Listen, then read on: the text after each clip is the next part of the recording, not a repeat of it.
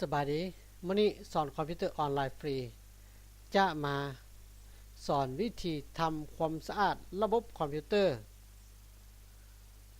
เฮ็ดจั่งใดให้คอมพิวเตอร์ของเราเล่นไวขึ้นเนาะจะบ่ค้างบ่สะดุดซึ่งเป็นการทำความสะอาดอยู่ในระบบWindows อยู่ในระบบโปรแกรมอะไรนะคือทำอิฐนี่เราไปเริ่มที่ Recycle Bin ก่อนคือถังขี้เหงื่อเนาะถ้ามีขี้เหงื่อหลายคอมก็จะซ่าลงเรื่อยๆตัวที่2นะ Prefet จะเป็นโฟลเดอร์เก็บบรรดาขี้เหงื่อต่างๆเทมก็คือกันนะหลังจากที่เราลึกจาก Recycle Bin ไปแล้วมันจะบ่หมดมันยังไปค้างอยู่ในเทมอยู่ดังนั้นเราต้องไปอนามัยทุกขั้นตอนขั้นตอนที่4คือ Disk Clean Up นะคือการอนามัยหรือว่าจัดระเบียบของตัวฮาร์ดดิสก์ข้อที่5 Disk Defragmenter เป็นการอนามัยและจัดเรียงระเบียบของโปรแกรมของระบบให้มันเป็นระเบียบนะบ่ให้มันเกะกะจึงเฮ็ดให้เวลาหาค้นหาหรือว่าเปิดโปรแกรมใดหนึ่งมันจะไวขึ้นนะซึ่งมีขั้นตอนลักๆแล้วมัน5ขั้นตอนนี้นะเขาจะไปเฮ็ดทีละขั้นตอนไปติดตามเบิ่งนำกันเนาะ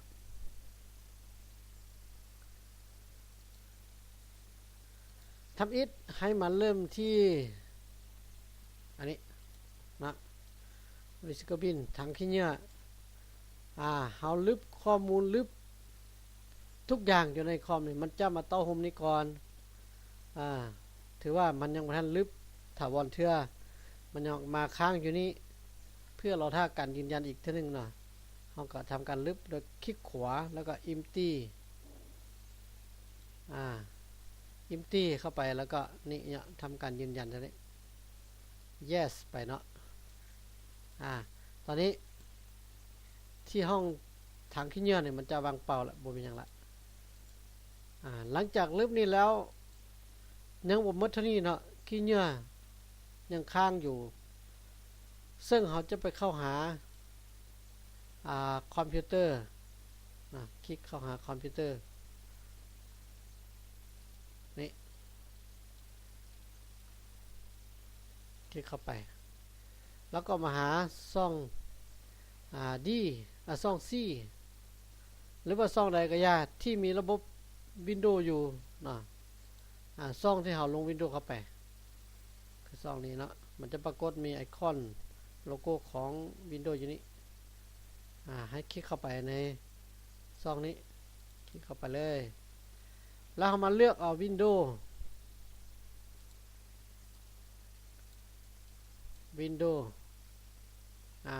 คลิกเข้าไปแล้วก็มาเลือกหาโฟลเดอร์ชื่อนี่นะ Prefet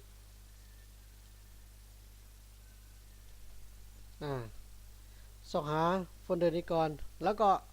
คลิกเข้าไปแบบนี้เนาะหลายๆอย่างนี่จะแม่นบรรดาขี้เหงื่อที่เฮาลึบบรรดาโปรแกรมเฮา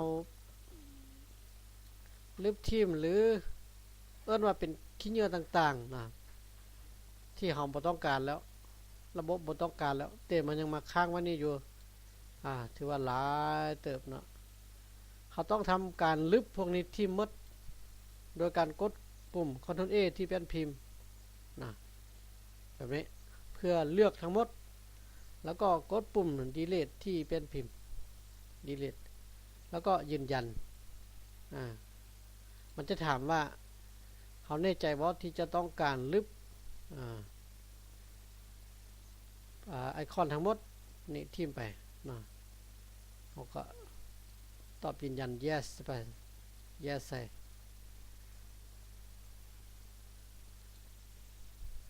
มันจะลึกไปหมดแล้วนะตอนนี้เป็นโฟลเดอร์เปาที่ห้องนี้ผ่านแล้วต่อไปมาหาโฟลเดอร์ชื่อว่าเทม เทม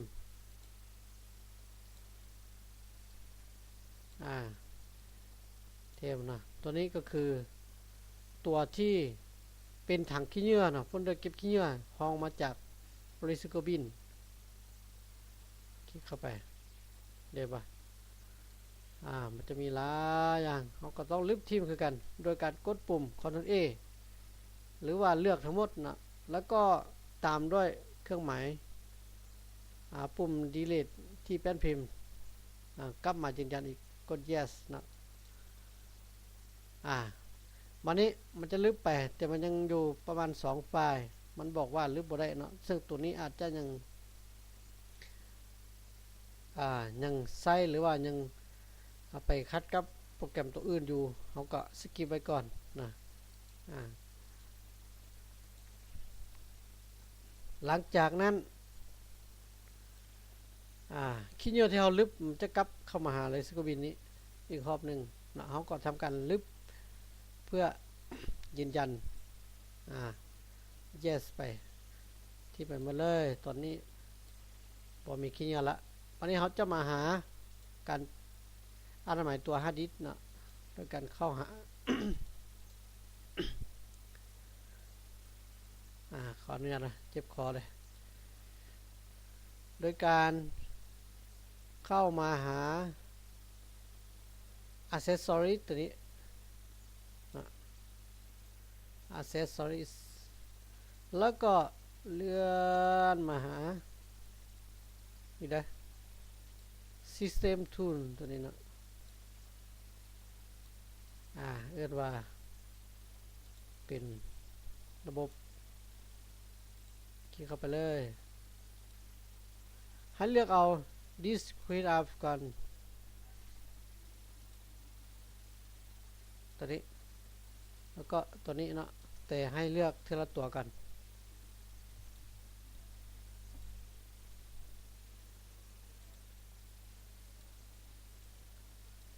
คลิกเข้าไป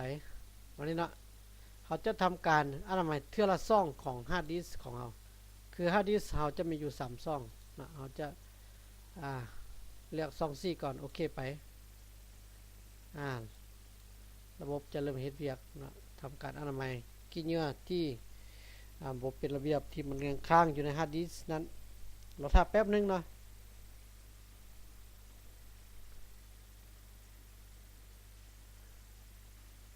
เราท่าจนกว่าจะสำเร็จ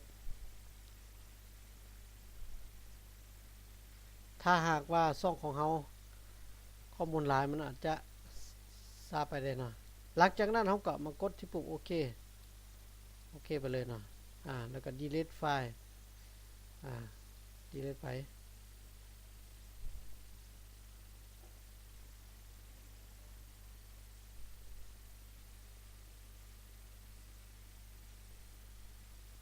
สำเร็จเนาะสำหรับซองซี่เขาก็เอาซองต่อไปนะ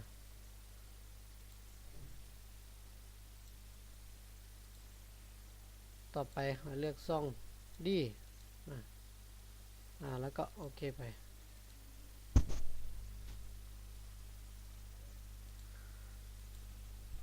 ซองต่อไปอีกเนาะ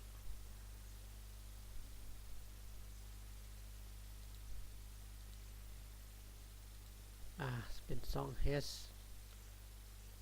โอเคคือเก่า delete ไฟล์มัดสำหรับ clean up ตอนนี้กลับมาหา defragmenter ตัวนี้เนาะตัวนี้คือโปรแกรมระบบเขาอาจจะสะสายอยู่ตัวนี้จะเป็นตัวจัดการให้มันเป็นระเบียบหลังจากนั้นเขาก็มาเลือกทีละซ่องเนาะเพื่อเฮ็ดไปตามทุกขั้นตอนเลือกทีละซ่องเลือกซ่อง C ทำอิฐก่อนแล้วมากดปุ่ม defragment this ตัวนี้คือเขาเลือกอยู่ทางนี้แล้วก็มาหาปุ่มนี้คลิกเข้าไปเลยตัวนี้จะใช้เวลาอยู่นิดนึงนะมันจะลั่น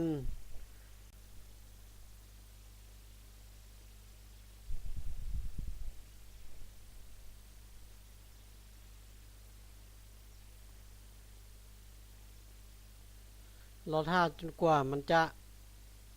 บอกว่าfinish เนาะหรือว่า complete จนฮอด